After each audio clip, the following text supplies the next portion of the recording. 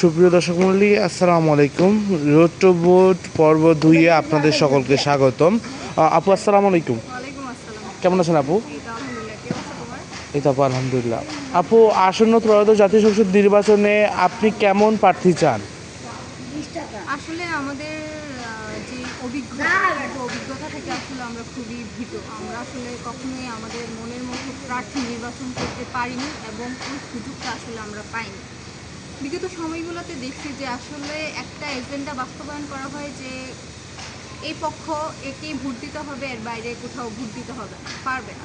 এখনও সেম প্রসেসিংটাই চলতেছে, কিন্তু আমরা তরুণরা চাচ্ছিলাম নতুন একটা রাজনৈতিক ধারা, যেখানে যে প্রার্থী হবে সে আমাদের থেকেই একজন হবে।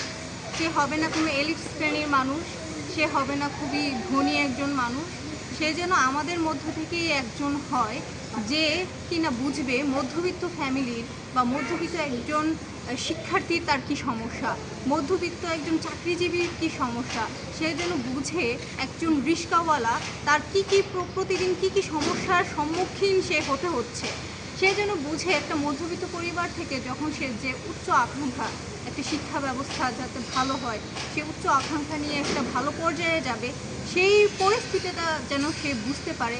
এরকম প্রার্থী আসলে এদেশের জনগণ বা মধ্যবিত্ত পরিবার থেকে আমরা চাচ্ছিলাম।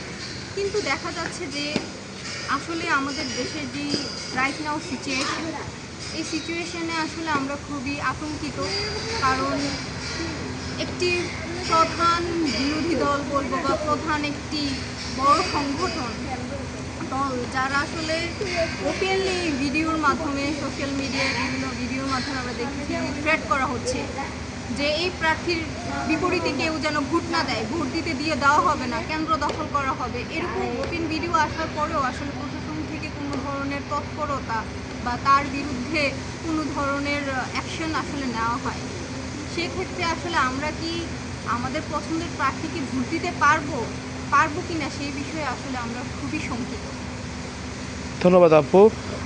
আপনি আপনারা জানতেই পারলেন যে আপু তার মতবাদ জানালেন যে আগামী ত্রয়োদশ জাতীয় সংসদ নির্বাচনে তিনি এমপি হিসাবে কেমন প্রার্থী জানতে চান।